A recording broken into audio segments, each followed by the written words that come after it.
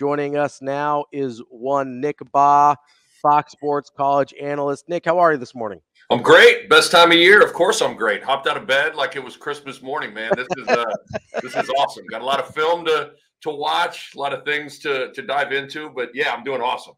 All right. So if we're in the gift giving mood and you're checking under the tree, man, who do you think got kind of one of the better gifts, right? Whether it's where they seated, whether it's their draw. It's Christmas morning for basketball folks, man. Who got a gift? You know who I think kind of got a bit of a gift? Who? Kentucky. I look at the bottom half with Oakland. They're going to get a hurt Florida team potentially that they're familiar with, and who knows what happens with Marquette and Western Kentucky down there. Yeah, great call. Kentucky was one that came to mind just because, like, you could argue that the health status of Tyler Kolek is one of the bigger storylines for the entire NCAA tournament. Like, you tell me Tyler Kolek is close to 100%. I think that's a team that's got a pretty decent path to square off against Houston for a chance to go to a Final Four. But like you mentioned, Florida, big injury yesterday. That was gross. Brutal. Marquette, who knows how Kolek's going to feel, hasn't played in a couple of weeks. I think Arizona's got a decent path. I'll be honest with you, and I'm sorry, Damon, you're a North Carolina lover. There isn't really any team in the West that I'm like, man, I love that team. Yeah, you could make the case, and I would listen, if you told me that the West has the weakest of the top four seeds. That's what I think. The weakest one, the weakest two, the weakest three, the weakest four. That's exactly how I see it. Now, I'm not saying there aren't dangerous, capable teams in that region. In fact, I think that 6-11 game between Clemson and New Mexico is going to be a hell of a game, and either of those teams could make a run. I've seen New Mexico 3 times, guys. They are, when it's right, it's really right. But man, they are incredibly undisciplined at times. When the shots are going, Jalen House is about as fun of a player to watch as you can imagine. But he also, like, dude is going down swinging. Yep. This weekend, he's either going to put 30 up in multiple games, or homeboy is going to be like 3 for 34. And I don't think Clemson is that good. I've been kind of on them the last 2 weeks, so they got it. I could see why New Mexico's favored. Yes, I that's a game that I think New Mexico is going to win that game, but I throw in that caveat of, like, New Mexico is also a little crazy. Okay, like they can have some moments where you're like, whoa, slow down. But like, their 3 guards, Jamal Mashburn Jr., Jalen House, Donovan Dent, like, those 3 guys are really good players, and guards matter this time of year. I like them. But yeah, so I'd say, even though I don't love that Arizona team, Dayton, I thought their resume was a little light. Nevada, I think of all the Mountain West teams, I was maybe the most lukewarm on them. I think Arizona's got a decent path, and then you look at the rest of the West region, and it's not great. But you're totally right, Damon. Kentucky, I think, got an interesting path as well. They're another team that when it's right, it's amazing. I mean, you could make an argument, and I think it's an easy one to make, that raw talent, just nothing more than just raw talent. Kentucky's potentially got the most talented team in the NCAA tournament. It's just, can they guard anybody will remain to be seen. We're talking with Nick Bahe, Fox Sports basketball analyst. Nick, we like to call those New Mexico teams high variance. That's what we like to call them. No, I wanted to ask you about Creighton's draw. Obviously, they hit Akron in the first round. How do you look at that Midwest region in general? Because I think Creighton fans, and probably rightfully so, are kind of looking at, okay, how do we get back to maybe Elite Eight? How do we get back to an opportunity to go to the Final Four again? How do you look at their path to that regional final as doable for them? Well, very manageable. I will say I'm not so sure that their toughest game wouldn't be their Sweet 16 game. I think Tennessee is maybe the best team in that region. I think Creighton would match up with Purdue really well. And who doesn't want to see Zach Edey and Kalkbrenner? Right. I mean, I want to see it so bad. Picture first possession of the game. Purdue runs there a little high-low. It goes into Edey, and Big Kalk is right there. Let's go. Let's see what happens here. You know, I'm telling you though, if Utah State gets past TCU, Utah State will give that is not a good matchup. Hey, and Damon, I saw so Utah State's big guy, Great Osibor. He was the Mountain West Conference Player of the Year. I did the Big Sky Championship game last year when he was playing. Montana State won with Danny Sprinkle and those guys. So I saw Darius Brown, their guard, and Great Osibor. And I left that game being like, those two dudes can play anywhere. So I'm not that surprised to see them go to Utah State with Danny Sprinkle and have their success. I say all that to say you're right on in that I think a Great Osibor versus Zach Edey would be very, very interesting. Yeah, Purdue didn't get any favors there. That if Utah State gets past TCU, they're a much better matchup for Purdue. That's I got my eye on that one because everybody kind of has Purdue penciled in. I don't know, man. Utah State is tough. Yeah, they are. And listen, TCU played nobody in the non-con, but I had them against Georgetown. They got dudes. They're deep. They're athletic. But to circle it back to Creighton. Kansas, who knows what Kansas is going to be like, too. Kansas is a big, we talk about Tyler Kolek and his health status. You could argue that also Kevin McCullough Jr. and Hunter Dickinson and how they are an enormous variable for what this NCAA tournament's going to look like. Because if you tell me if Kansas has a healthy Hunter Dickinson and a healthy Kevin McCullough, I think Kansas is going to be a major factor in this thing. But they have been just leaking here for a couple of weeks. So we'll see what happens with him. With Creighton, with Akron, I'm not sure how much you guys have dove into them. Yeah. 3 of their 5 starters were in the NCAA tournament 2 years ago. So they got experience. I think that matters this time of year. It'll be interesting to see what happens. Their best player is their 6'7" 5-man, Enrique Freeman, who is 4-time MAC All-Defensive Team. He was the MAC Defensive Player of the Year and the MAC Player of the Year this year. And he can step out and shoot it a little bit, but I think this is where having Kalkbrenner is huge. That I watching some film last night, I'm looking at him going to work in the post, and it's just going to be, I think, challenging for him to score with his back to the basket over Ryan Kalkbrenner. But this team is experienced, and they've been there. They're older as well. And then Oregon, South Carolina, of course, like my heart is like when I saw Oregon, I was like, oh, no. Hey, that was a heck of a call you gave us. Was that last week or 2 weeks ago? 2 weeks ago when you're like, hey, don't be surprised. I mean, this is what Dana does. I'm telling you, I don't know what it is. I can't even necessarily – there's something about his personality that really lends itself.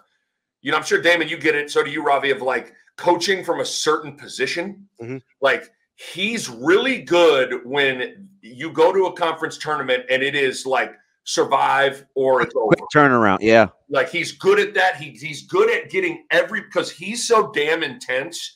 He's good at getting you to feel like every little I think I had like 3 rebounds in the Valley Finals, and I pulled those rebounds down like I was Charles Barkley. I pulled those things down, outletted it to Funk, and when I came off the floor, Dana, punches me in the chest and is like, "There we go, Bob. Get on those boards," and like that to win a conference tournament. Like every little when you're playing for your life, every little thing adds up. So Oregon's unique. They're hot. They'll play some matchup zone. I'm sure you guys saw Dante and Foley's just, whoa, my God, is he a unique player? And then South Carolina will slow the game down, which is always makes for an interesting matchup too.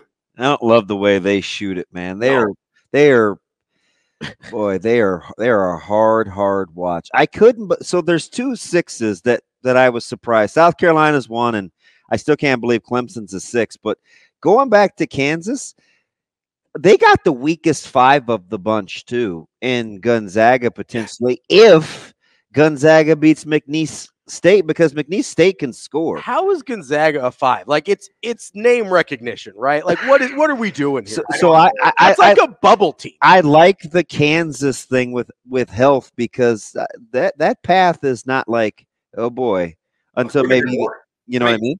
You tell me Kansas is healthy. I think Kansas has a great shot to be in that regional final.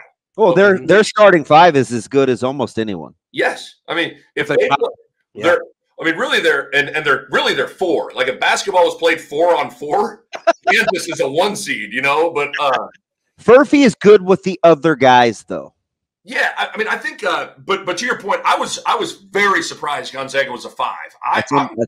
They went to the West Coast Conference tournament, and I was kind of like, they don't need to win this, do they? Like that. They're fortunate they beat Kentucky. I kind of thought they needed to win it a little bit. Yes, the committee. And listen, it's easy to sit here and every year everybody's like the committee. I mean, what are they doing? But this year in particular, it really was. There were a lot of puzzling things. Gonzaga being one of them. Even I was surprised to see New Mexico. I thought New Mexico when New Mexico got to the Mountain West Championship, I thought, oh, they're in. Oh no, clearly they needed to win that game. But I also think it was unprecedented with all the, with Duquesne and NC State and Oregon and UAB. It was fairly unprecedented in the amount of bid thieves that happen in conference tournaments. But yeah, Gonzaga. They're going to have their hands full with McNeese, and then Samford presses too, Damon. Samford will press, which will make it interesting to see how KU and McCullough and those guys are doing. But yeah, the committee was head scratching to say the least. Yeah. So so there's 2 things in there that I'm glad we got. Number one, I told Ravi early. I said we worry too much about the last 4 to not get in. The bigger problem was the seeding, right? We don't spend enough time talking about how teams are seeded. We always talk about how they aren't there because this was arguably the most head-scratching year. And I'll say this because you're the perfect guy to answer. And along those lines, I said one of the teams I think is grossly underseeded is Boise State.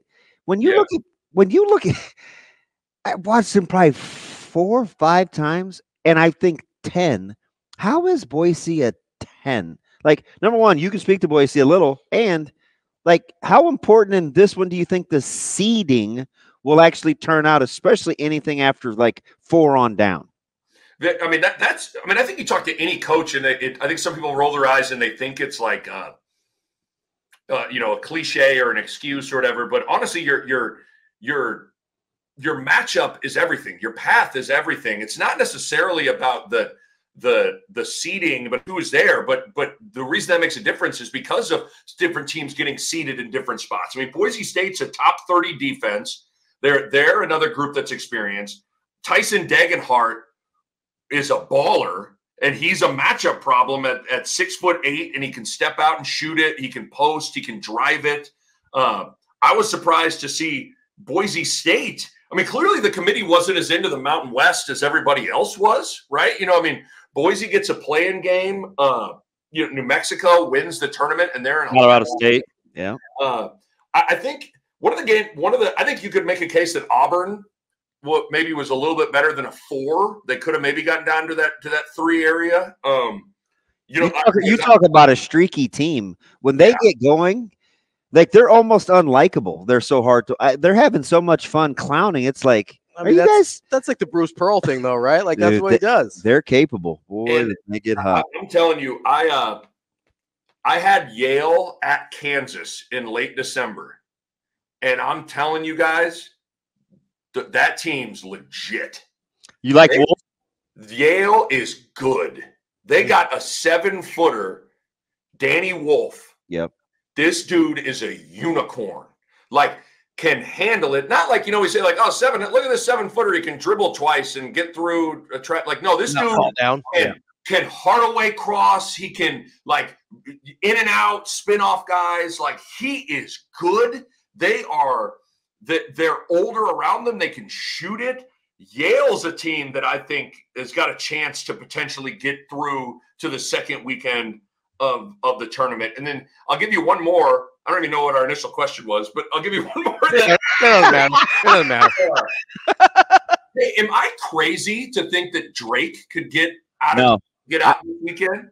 So I told Ravi, I'm kind of a Pac-12 dork. Washington State's a tough matchup, and if Drake can get enough stops, they're in a good spot because they play so fast. Yeah. And I'm not sure who from Wazoo is going to guard Tucker, but if their shots, and they're kind of, a good shot is an open shot, so they get them up. But man, if they get past Washington State, I'm with you. It looks good, but Washington State is going to be. It's a tricky matchup the way they play, though. I agree. I think the one thing that not that this is totally matters, because you could have made the same case about Doug a couple of years ago, and Creighton couldn't punch all the way through. But I think you can say confidently Drake will have the best player on the floor in both games this weekend. Yeah. That matters. He's pretty sensational. And he's fearless. He's fearless. Yes. And keep in mind the thing, and this is what's so interesting about the NCAA tournament in general, is you remember last year, FAU, if Memphis doesn't puke on themselves, pee their pants, and crap their pants, they had to do all three for FAU to win their first round game, and they go to the Final Four. Yeah. Drake has Miami beat last year. Yep, straight up beat. And Drake pees their pants in the final minute of the game, and Miami goes to the Final Four. So to tie it back to Drake, it's largely the same cast of characters that should have beaten a team that went to the Final Four a year ago. And even though I have an amazing amount of respect for what TJ Otzelberger is doing at Iowa State, it's amazing the toughness that he's getting that group to play with. Yeah, they guard, don't they? Oh man, they are tough. They are really good. But it ain't like it's not like Iowa State's got like a lottery pick. Mm-hmm. So I guess what I'm saying is you're good when Drake takes the floor, the discrepancy in just overall talent isn't the Grand Canyon. It's closer than it looks. I think they get coached up a little bit. So I don't know. I kind of look at Drake and I'm like, now maybe I'm just got some DeVries love pumping through me, but I think Drake's got a chance, man. He's one of the few guys that I have kind of a total blind spot for, right? It does, you could say, I don't know, I'll probably defend DeVries just about every day. I've known that guy for 20 plus years. I think he's awesome. I think he's really good. Total blind spot. Does Duke get enough stops for you to not be concerned about them against Vermont?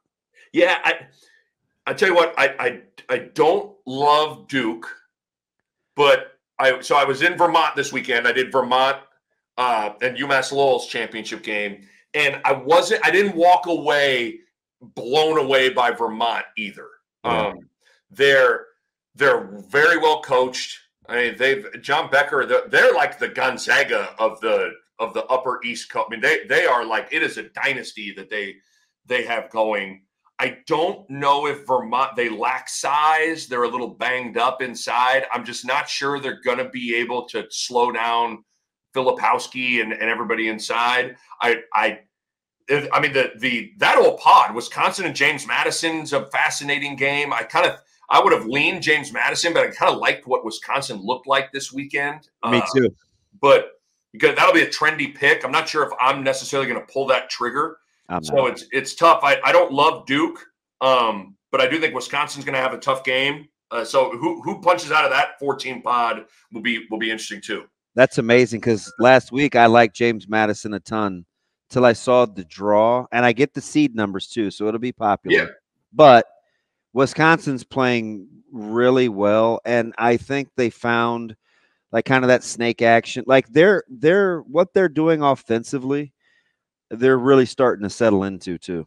Yeah, I completely agree. And you knew the personnel was it was in them, and they just kind of put it together. And I think that matters. I think playing well this time of year makes a difference. And I think Wisconsin, even though they lost yesterday to Illinois in the championship game, I'd have to imagine they're puffing their chest out pretty good right now. Isn't Illinois scary to watch sometimes? What they do offensively? I told you guys they got options.